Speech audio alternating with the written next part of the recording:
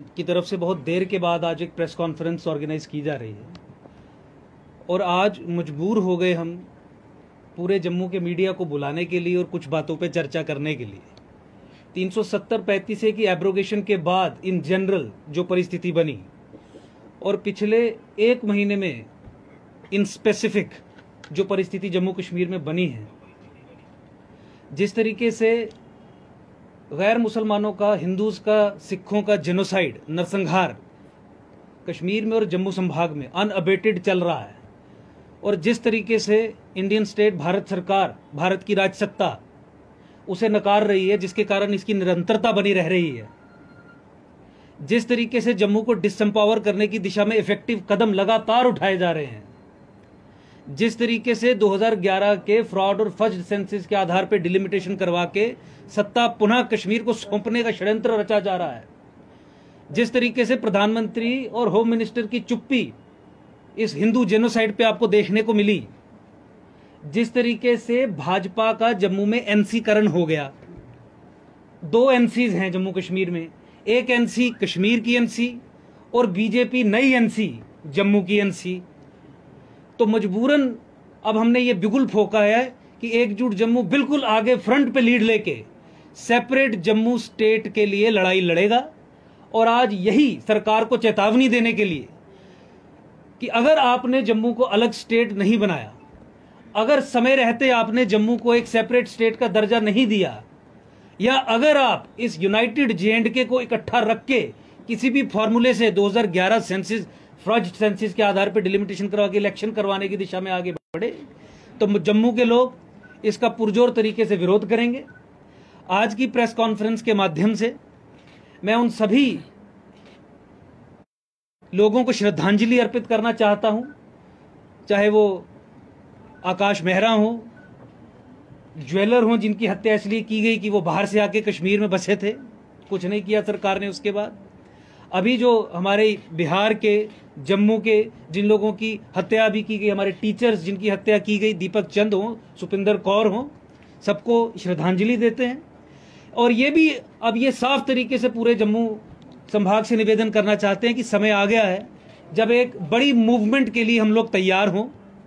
और जम्मू को अलग करवाने की दिशा में कदम आगे बढ़ाएं, जम्मू को सेपरेट करवाने की दिशा में कदम आगे बढ़ाएं। हम ये पिछले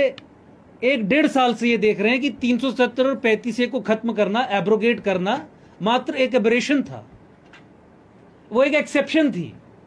370 और 35 की एब्रोगेशन को उसके लॉजिकल कंक्लूजन तक ले जाने के लिए, लॉजिकल कंक्लूजन का मतलब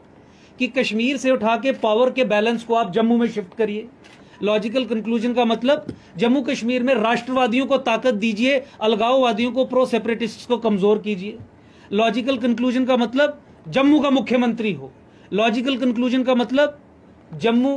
को पॉलिटिकली एम्पावर किया जाए। लॉजिकल कंक्लूजन का मतलब जम्मू के संभाग के रहने वाले लोगों के साथ नौकरियों में, ट्रेड में, टूरिज्म में, डेवलपमेंट में किसी भी तरीके की कोई भी भेदभाव ना हो, वो नहीं किया गया। 370 और 35 खत्म करने के बाद इस सरकार ने बैकडोर से 370 और 35 को रीइंट्रोड्यूस करने का काम किया। 370 और 35 को खत्म करने के बाद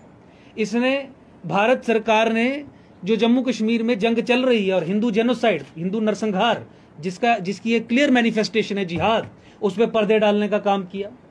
वो सब चीजें जिससे जम्मू कमजोर हो रहा है, उस पर ब्लर कैंपेन चलाने का काम, जिससे नेशनल इंटरेस्ट कॉम्प्रोमाइज होता है, उस पर पर्दे डालने का काम,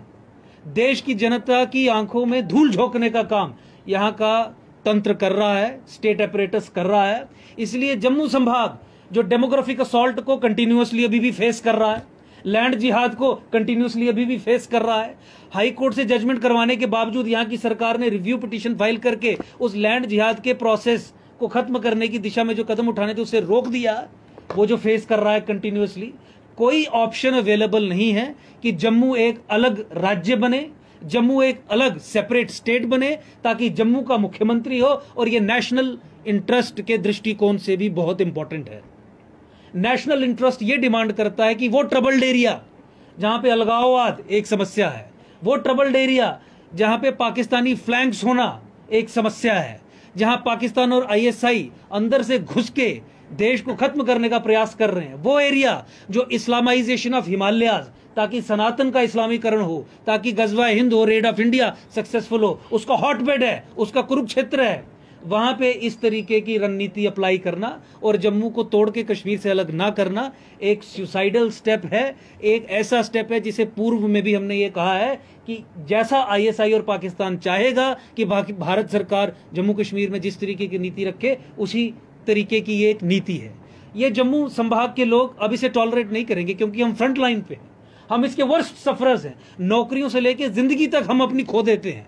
हत्याएं होती हैं और सरकार की कान पे जूं तक नहीं रेंगती। इस सरकार की इस पॉलिसी को पूरे तरीके से नकारते हुए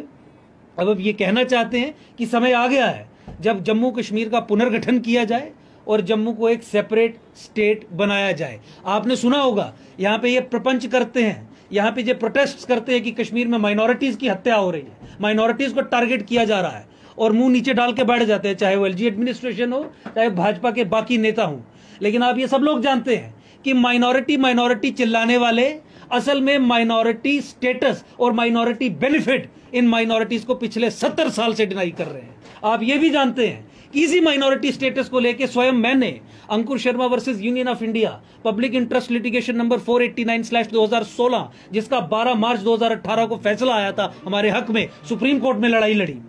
और उसके बावजूद भी जम्मू कश्मीर में ये minority status majority Muslim community को देके बैठे हैं। और देखिए दोगलापन इनका, डबल स्पीक, आप इसी से ये आप डिसर्न कर सकते हैं कि एक जगह जब गोली चलती है तो माइनॉरिटी करके पूरे देश को बताते हैं, और जहां माइनॉरिटी स्टेटस और 60-70 स्कीम्स माइनॉरिटी बेनिफिट्स का फायदा देने की बात हो, इन्हीं माइनॉरिटीज से छीन के यही सरकार जो माइनॉरिटी हत्याओं पर अभी घड़ियाली आंसू बहा रही है, मेजॉरिटी कम्युनिटी को देती है अगेंस्ट दीज पीपल। यही सब कारण है, यही जो सबवर्जन हुई है, यही कारण है कि हिंदुओं का, सिखों का, गैर मुसलमानों का नरसंहार जम्मू कश्मीर में निरंतर चल रहा है। क्योंकि हिंदू जेनोसाइड को डिनाई पाकिस्तानी आईएसआई नहीं करती, भारत सरकार करती है। क्योंकि नरसंहार को डिनाई किया जाता है, क्योंकि माइनॉरिटीज को प्रोटेक्शन नहीं दी जाती, इसलिए नरसंहार निरंतर चलता रहता है, वो रुकता नहीं है। ये जो पिछले महीने हुआ, ये वही नरसंहार है जो 1990s में कश्मीर में हुआ, रामबन, पार्ट्स ऑफ उधमपुर, जम्मू संभाग के एरियाज में हुआ था। इस नरसंहार पे पर्दा डालने का काम करने के कारण यह नरसंहार चलता रहा है। और अब हम भारत सरकार की इस नीति को, पॉलिसी पैराडाइम को सिरे से नकारते हैं। हम चेतावनी देते हैं कि आने वाले समयबद्ध तरीके में भारत सरकार सॉल्यूशन करे, और जम्मू कश्मीर का केवल एक ही सॉल्यूशन है, जम्मू को कश्मीर से अलग करके एक फुल फ्लेज स्टेट बनाया जाए, ताकि हिंदुस्तान भी बचे। पाकिस्तान के लिए जम्मू संभाग थ्रू डेमोग्राफिक असॉल्ट एक लॉन्च पैड है रेड ऑफ इंडिया को एग्जीक्यूट करने का, ऐसे उनके मिलिट्री जनरल्स कहते हैं। तो इस प्रोसेस की स्ट्रेटेजिक इंपॉर्टेंस को समझे, नेशनल सिक्योरिटी के दृष्टिकोण से समझे। मुझे लगता है कि उसके बाद कोई दिशा आगे बढ़ेगी, लेकिन it is imperative, it is necessary, it is very important कि आप जम्मू को